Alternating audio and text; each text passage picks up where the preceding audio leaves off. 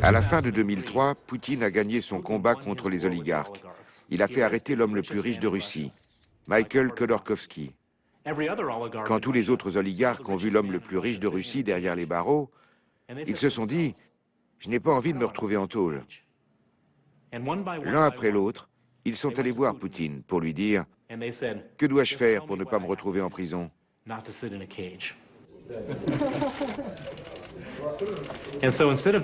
Les oligarques qui étaient ses ennemis sont devenus ses partenaires. Quant à moi, je poursuivais ma campagne de dénonciation des malversations au sein des entreprises. Mais en fait, mes activités ne servaient plus le régime. Au contraire, mes révélations étaient embarrassantes et dangereuses pour le pouvoir politique.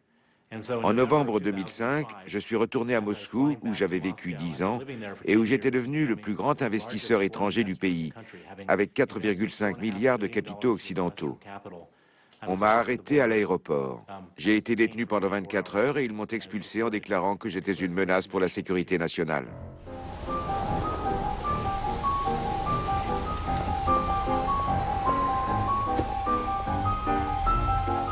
Jamison Firestone, membre fondateur du cabinet Firestone Duncan à Moscou, a longtemps été avocat fiscaliste pour le compte de Hermitage Capital.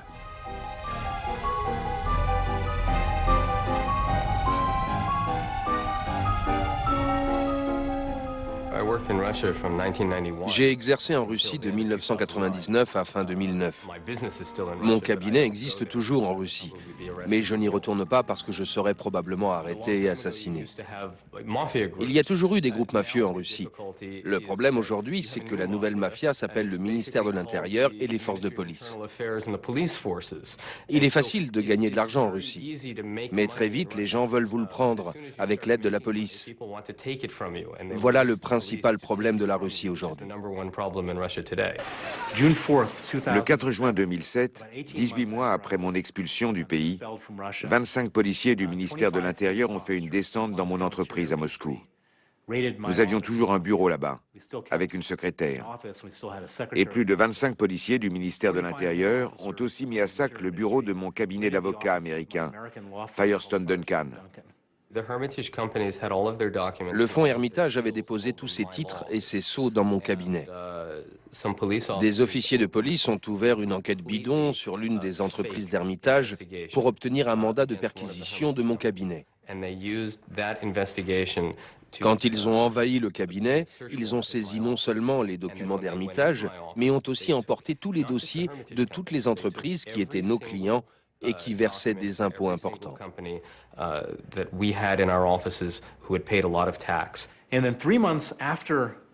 3 mois après le raid, nous avons découvert que nous n'étions plus les propriétaires légaux de nos holdings d'investissement en Russie. Les actes de propriété, les sceaux et les tampons dérobés avaient été utilisés par la police et leurs complices mafieux pour nous déposséder et enregistrer nos entreprises au nom d'un criminel notoire, condamné et emprisonné pour meurtre. Il avait été libéré pour signer ces documents. La perquisition de mon cabinet n'avait qu'un seul but. La police voulait saisir ces documents pour les remettre à leurs complices. 20 policiers ont envahi mon cabinet. Ils ont frappé un de mes associés si violemment qu'il a été hospitalisé pendant 3 semaines.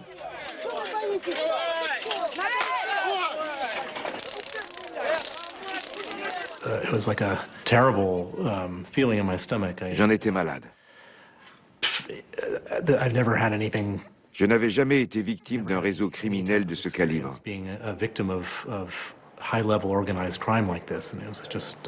Je ne savais pas ce que je devais faire.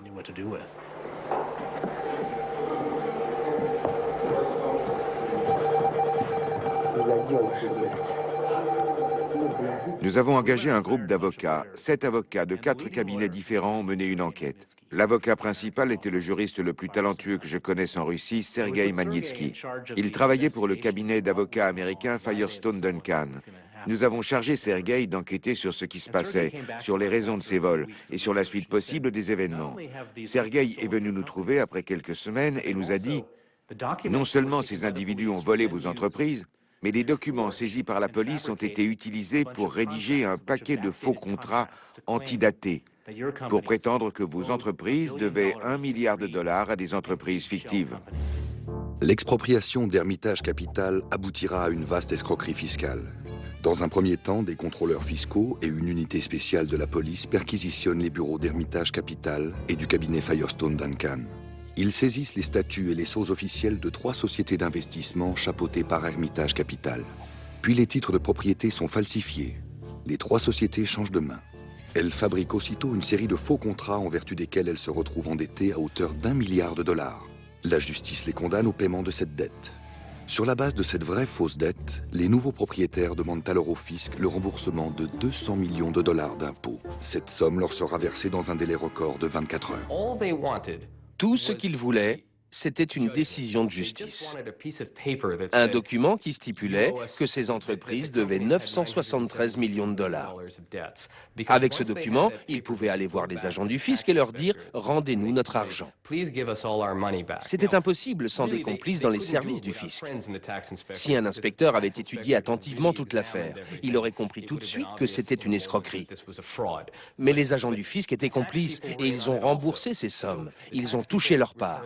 Et les malfaiteurs et les officiers de police ont aussi touché leur part. L'individu qui faisait fonction de dirigeant a touché sa part. Les avocats ont touché leur part. Tout le monde s'est servi. C'est une véritable organisation criminelle. On n'accorde pas une remise d'impôt de $230 millions en un jour sans l'aval du ministre du Budget ou du vice-ministre du Budget. C'est impossible. C'est une conspiration qui implique les plus hauts responsables du FSB. On ne peut pas faire intervenir l'ensemble des forces de police avec autant de zèle et d'énergie sans la complicité du FSB. Nous avons les noms de ces responsables. Il était inconcevable de mener une telle opération sans l'intervention du ministre de l'Intérieur ou du vice-ministre de l'Intérieur.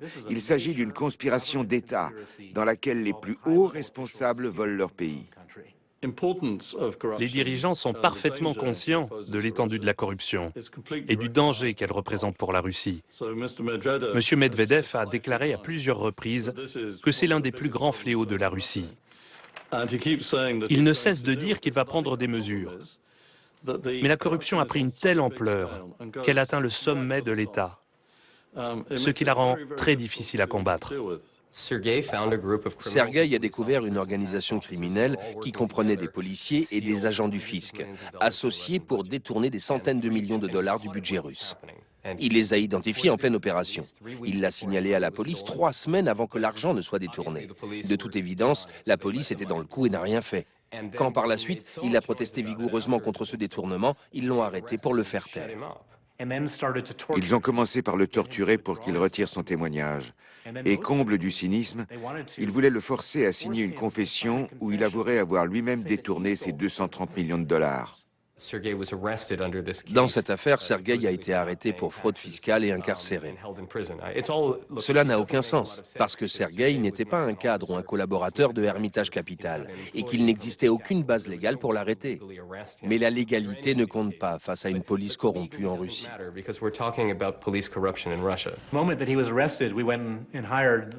Dès son arrestation, nous avons engagé l'avocat le plus expérimenté pour le faire libérer. Sergueï avait été arrêté par les individus qui avaient détourné cet argent pour le faire taire. Les avocats étaient impuissants. J'ai demandé aux malfaiteurs de libérer leur otage. Ils m'ont répondu « On se contrefiche de ce que tu peux faire ».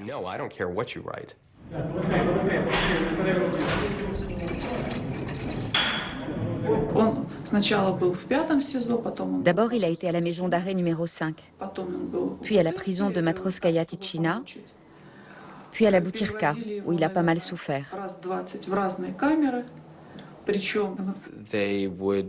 Ils l'ont d'abord mis dans une cellule où il n'y avait pas assez de lits pour les détenus. La lumière était allumée en permanence. Quand l'hiver est arrivé, ils l'ont mis dans une cellule qui n'était pas chauffée. Ils lui coupaient l'eau chaude, lui refusaient une douche. Il a fini par tomber malade. Il avait perdu 20 kilos. On lui a même refusé l'accès aux soins médicaux. On l'a placé dans des cellules glaciales, dans une saleté repoussante. Je m'approche de la lucarne par où on transmet les colis et je demande s'il est là.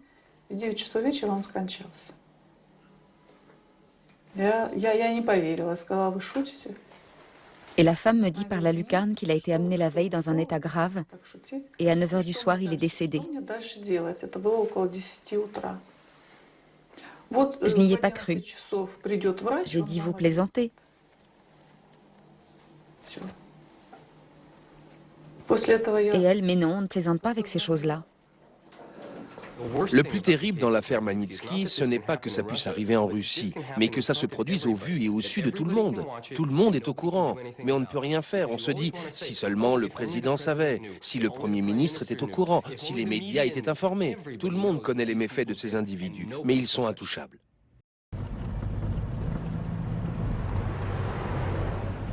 Bill Browder se bat pour que justice soit rendue à son avocat Sergueï Magnitsky.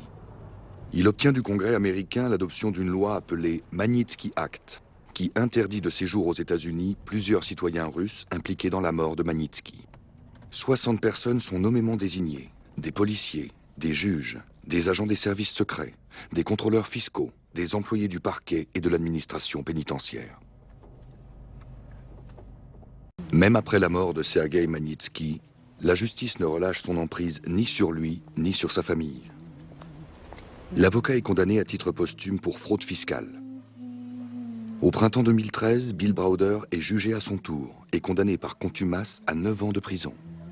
Toutes les demandes de suspension de poursuite déposées par la famille Magnitsky ont été rejetées. In its annual index of perceptions of corruption, Transparency International ranked Russia 154th out of 178 countries. The World Bank considers 122 countries to be better places to do business than Russia.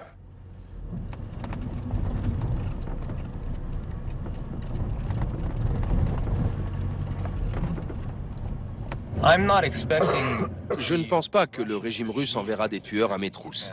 Mais il y a des individus dans l'appareil d'État qui agissent pour leur propre compte. Ce sont des individus très dangereux.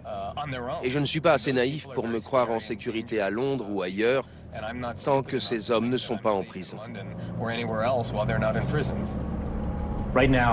Aujourd'hui, la Russie a dérivé si loin dans l'illégalité que je ne me sentirais pas en sécurité sous le régime actuel.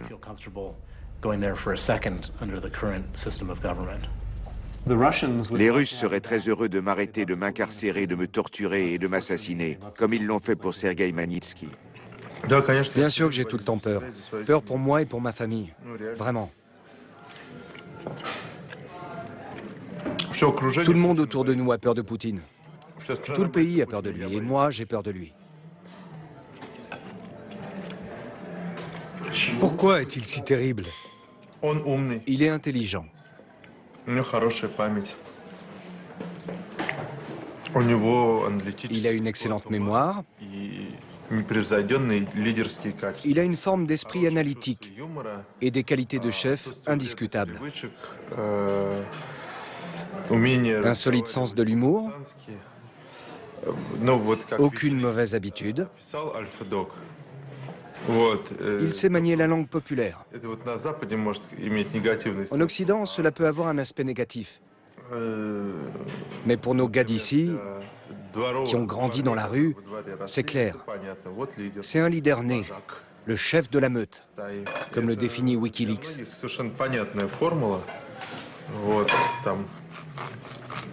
En Russie, les gens qu'on respecte, on les appelle papa.